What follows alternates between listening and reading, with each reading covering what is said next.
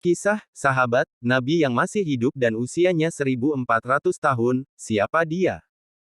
Ada satu sahabat Nabi Muhammad SAW yang dipercaya masih hidup sampai sekarang ini. Yakni sebuah pohon yang berada di kawasan Bukaawiyah. Pohon tersebut dikenal dengan nama, pohon sahabi, dan diberi julukan, The Only Living Sahabi. Kisah Pendeta Bahira. Sirah Nabawiyah Ibnu Hisham mengisahkan cerita mengenai pendeta Bahira yang mengetahui tanda-tanda kenabian pada diri Rasulullah ketika masih anak-anak. Suatu ketika Abu Talib hendak bepergian bersama kafilah dagang ke Syam. Ternyata Muhammad ingin ikut, hati Abu Talib pun terketuk. Diajaklah Muhammad oleh Abu Talib beserta rombongannya. Setibanya di Busra, sebuah daerah di Syam, ada seorang pendeta bernama Bahira yang menjadi rujukan ilmu bagi para pemeluk agama Nasrani. Ia menyendiri di biara semenjak menjadi pendeta, dan ia pun tak pernah keluar dari tempat itu. Kelompok dagang Quraisy sering singgah di biara itu, dan pendeta Bahira tak pernah bicara bahkan tak pernah menampakkan diri kepada mereka. Ternyata pada saat itu, saat mereka singgah di dekat biara, Bahira sudah menyiapkan banyak makanan. Kemungkinan penyebabnya karena sesuatu yang ia lihat dari dalam biara.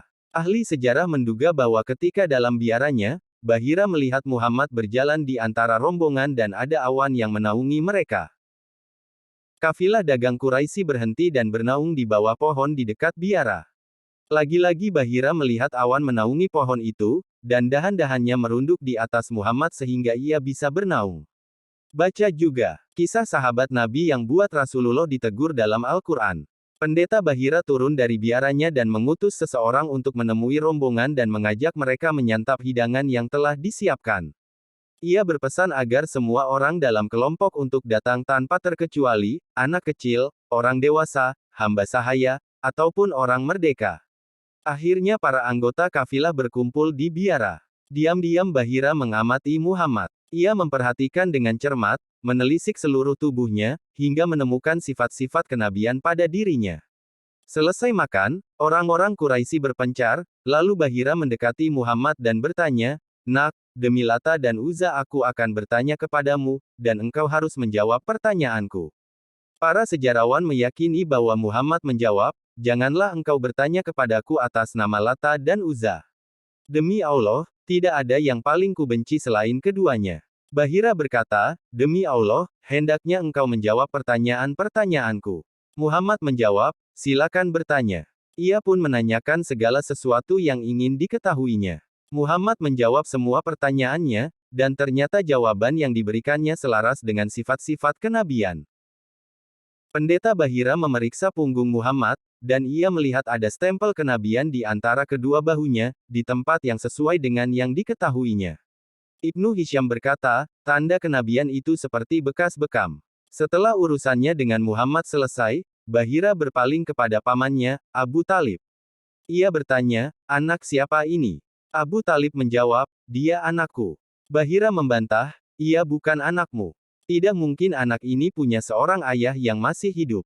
Abu Talib membenarkan, "Memang, ia anak saudaraku." Bahira bertanya lagi, "Apa yang dilakukan ayahnya?" Abu Talib menjawab, "Ia sudah meninggal saat ibunya mengandung anak ini." Bahira berkata, "Engkau benar. Sebaiknya engkau segera membawa keponakanmu ini kembali ke negerimu. Dan berhati-hatilah terhadap orang-orang Yahudi. Demi Allah, kalau sampai melihat anak ini dan mengetahui apa-apa yang ku ketahui, mereka akan melakukan sesuatu yang buruk terhadapnya. Sungguh, keponakanmu ini akan memiliki kedudukan yang agung. Sekarang, pulanglah cepat-cepat ke negerimu."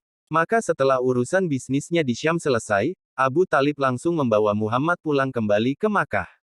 Penemuan pohon sahabi. Mengutip buku Islam di Yordania, Maroko, dan Spanyol oleh Muhammad Fadilah Zain, Pangeran Ghazi bin Muhammad beserta otoritas pemerintah Yordania menemukan pohon sahabi. Pangeran Ghazi menemukan referensi dari naskah kuno ketika memeriksa arsip negara di Perpustakaan Royal Archives. Disebutkan bahwa pohon sahabi berada di gurun sebelah utara Yordania. Kemudian ia mengadakan pengamatan bersama sejumlah ulama, termasuk Syekh Ahmad Hassoun, seorang mufti besar Suriah. Hasil observasi membenarkan pohon itulah yang disebutkan sebagai tempat berteduh Nabi Muhammad saat perjalanannya ke Syam, dalam kisah pendeta Bahira, Buhaira, yang diceritakan di atas. Hingga kini pohon yang disebut sahabat Nabi tersebut dilestarikan oleh pemerintah Yordania dan dipantau secara rutin keberadaannya.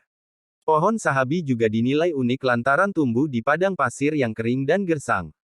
Ialah satu-satunya pohon yang hidup subur dengan daun yang rindang di kawasan Gurun Buka Awiyah. Pandangan ulama dan peneliti sirah. Buku 40 sirah populer yang diragui berkenaan Nabi dan sahabat oleh Mustafar Mohsuki menyebutkan bahwa Profesor Ibrahim Musa Al-Zakarti, ketua pengkaji geografi Yordania menyatakan tidak tepat menyandingkan pohon sahabi menjadi sahabat Nabi karena beberapa sebab. Pertama, tidak benar bahwa Ibnu Hisham atau Al-Tabari menyebut kawasan Buka Awiyah seperti yang diduga oleh orang banyak. Kedua, tidak ada jalur perdagangan atau jalur ziarah yang melalui kawasan Buka Awiyah. Ketiga, penelitian yang dilakukan oleh Kementerian Pertanian Yordania menyatakan umur pohon tersebut berusia 520 tahun. Ulama hadis tidak menyepakati sirah yang menceritakan bahwa Rasulullah berteduh di bawah pohon sahabi ketika perjalanan ke Syam untuk berniaga, karena tidak adanya riwayat sahih yang menyatakan demikian. Sehingga sebagian mereka menerimanya, dan sebagian lain menolak kesahihan kisah karena bertentangan dengan logika. Wallahu a'lam.